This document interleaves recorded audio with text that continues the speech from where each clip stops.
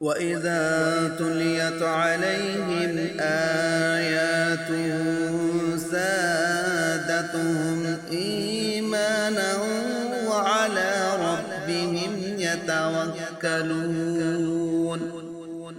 যখন তাদের সম্মুখে পাঠ করা হবে আয়াত, তখন তাদের ঈমান বেড়ে যাবে এবং তখন তারা স্বীয় রবের প্রতি ভরসা পোষণ করবে।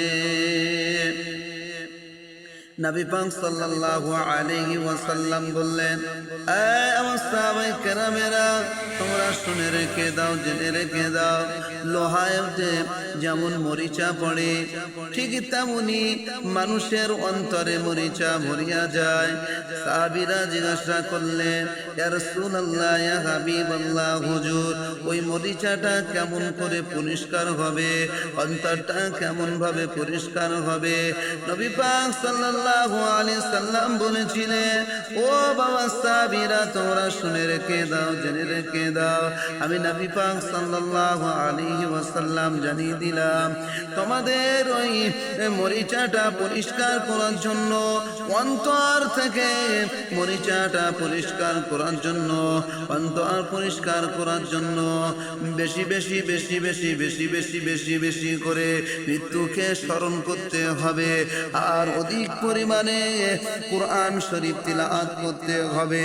কেননা কুরআন শরীফ যদি তোমরা তিলাওয়াত করো, কুরআন শরীফটা হলো আল্লাহ পাকের বাণী, আর মৃত্যুটা হবে এটা আল্লাহ পাকের হুকুম, এটা হলো ফরজ।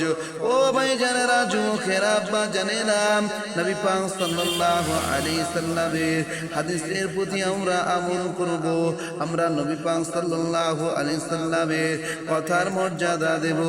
ও ভাইরা, যুবকেরা, আমরা বেশি বেশি বেশি বেশি বেশি বেশি করে কালামুল্লাহ শরীফ তিলাওয়াত করব, আমরা মৃত্যুকে স্মরণ করব।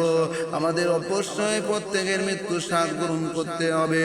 কুল্লু নাফসিন যায়িকাতুল মাউত, প্রত্যেকের মৃত্যু স্বাদ গ্রহণ করতে হবে, যার প্রতি জান আছে তার মৃত্যু হবে। ও ভাইরা, বাবাজিরা, আমরা আল্লাহ পাক রব্বুল আলামিনের হুকুম হাকাম মেনে চলব, আমরা আল্লাহকে আল্লাহ বলে মেনে নেব, আমরা নবীকে নবী বলে মেনে নেব, আমরা নবী পাক সাল্লাল্লাহু আলাইহি সাল্লামের আদর্শে আদর্শিত হব, আমরা আল্লাহ পাক রব্বুল আলামিনের হুকুম আহকাম আমরা মেনে চলব।